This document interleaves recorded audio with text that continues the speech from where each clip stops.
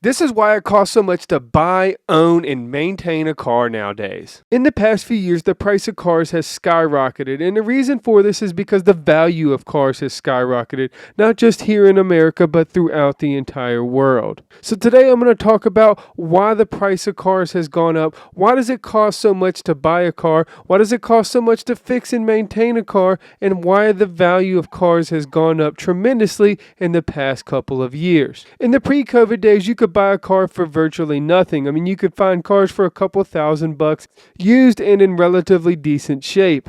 But in the post-COVID market, it is hard to find a car that runs and drives for under $5,000. And if you do find one, it usually comes with a list of problems that you have to fix before you can get it on the road again. Now, during COVID, we had a significant supply chain disruption that is still making its impacts throughout the industry. The limited supply of parts and computer chips and other things made the price of everything else that was available skyrocket because the demand for it skyrocketed.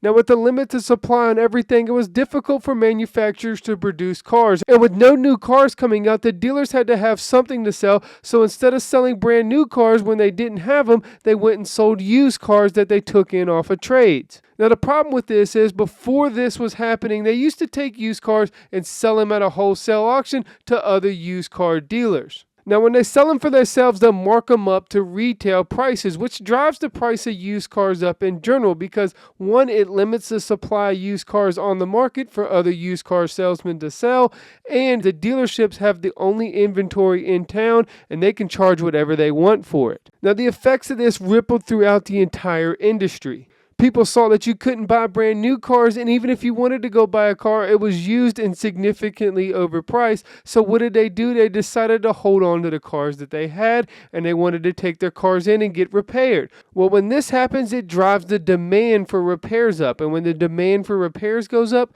so does the price. And that's why everything that you want to get fixed on your cars nowadays has a hefty price. It's hard to even get a radiator replaced without getting an estimate for $1,000 nowadays.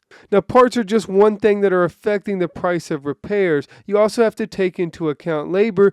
And in the post-COVID world, we have a significant shortage of mechanics and technicians.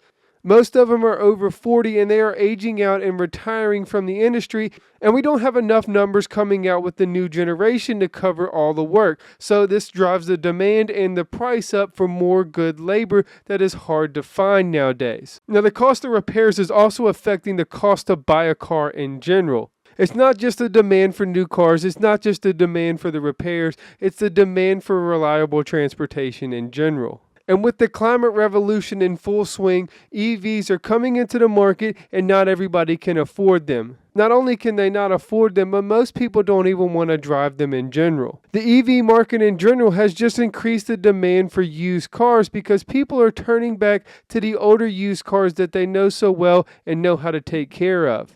It'll be a long time before EVs take over a good percentage of the market, and even when they do, they'll probably drive the cost of a car even higher up than it is right now. Now, the demand is only part of the problem of why cars cost so much right now, and another big part of the problem is the technology inside them nowadays. It's hard to wrap your mind around the fact that only 200 years ago, it would take us 2 weeks to go the same distance it could take you 8 hours to go nowadays. And through all this time, we lost the general purpose of transportation, which is to just get us from point A to point B as quickly as possible and as safely as possible. As much as I love to play with them, cars are a tool and not a toy, and too many toys have been put into cars nowadays, and everybody wants the car with the nice touchscreen radio and the GPS and all the functions in it, when really all we need the car to do is to get us from point A to point B without killing us.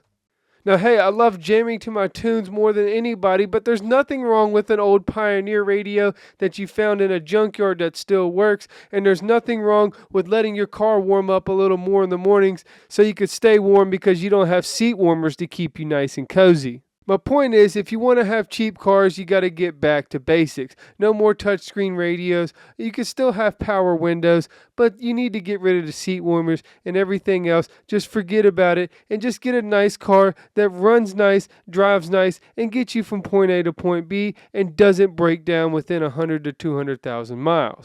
But even that nowadays sounds like a hard ass without handing over an arm, a leg, and a kidney. And this is because we value cars so much in America. And I've already gone over the demand, but I need to go over the reason why the demand is so high. Now, unless you live in a big city in America, there's not a lot of public transportation available. I'm not sure how it is in other countries, but in other countries, you always see people riding more bikes, riding more trains, getting in more taxis. And in America, especially in the rural areas, there is no option to travel except by vehicle or car.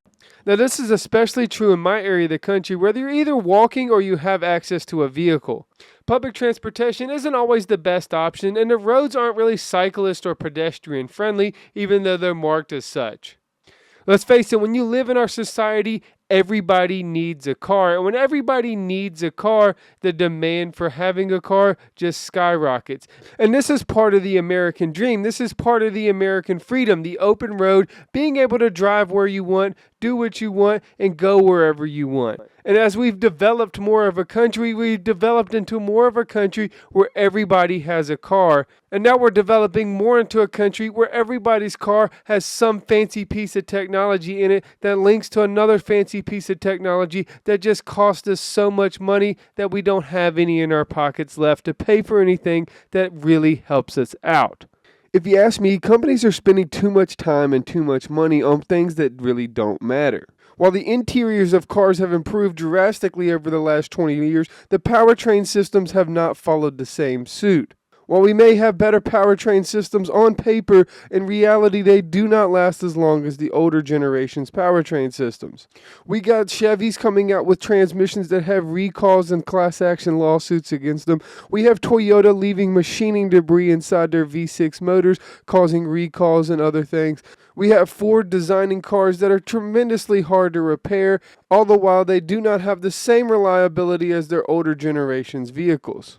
Now, this is happening across the landscape of all the car brands, and what it's doing is it's putting more pressure on the repair guys and the dealerships to find and fix the good cars that are still left. And a good example of this is Toyota's Tundra.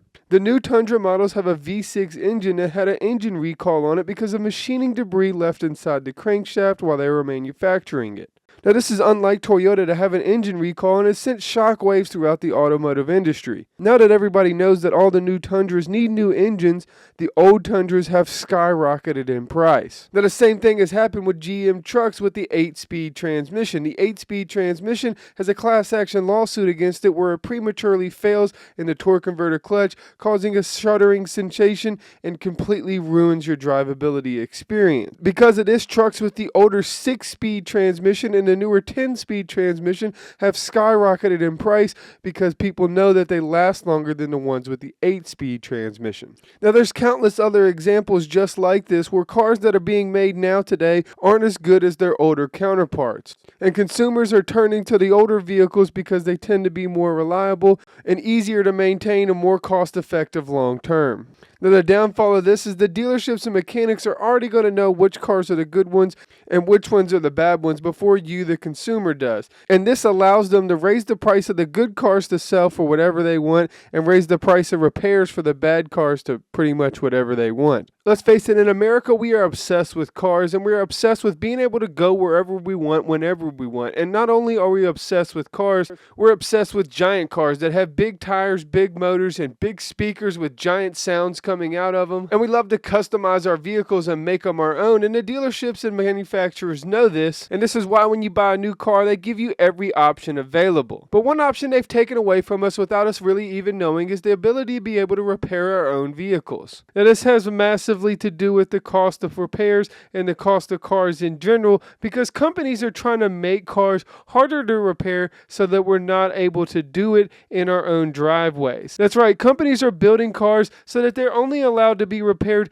in their facilities, which means you have to pay them or one of their technicians that they pay to do it. Now, this all ties in all together now because we have the fascination with cars in America. We have the reliability issue of cars in America. We have the mechanic shortage of cars in America. We have the shortage of new reliable cars in America. And this all equals into one thing, the massive price of a car in America that makes everything so expensive when just trying to get some simple transportation to get your kids to school, to get yourself to work, to go get some groceries to feed your family. The car has gone from a simple thing that your dad used to get back and forth to work and that you took on vacations in the 70s to now that every single person that lives and exists needs one. And if you need a car that bad, you're desperately going to need a mechanic that bad. And if you don't have one, then you can just email me or sign up for my Patreon to get one-on-one help with any car problems that you may have. Heck, you can even ask me if a car is good enough to buy or not. You can also follow me on Instagram and Facebook, where I post weekly content about the day-to-day things that I do. And don't forget to subscribe to this channel here, as I'm making it my mission to find the best cars that are still out on the road and showing you how you can repair them and make them your own. Thanks for watching, and whatever you do, however you do it, make sure you work hard, make sure you play hard, and most importantly, make sure you stay dirty. You can just call me Eddie.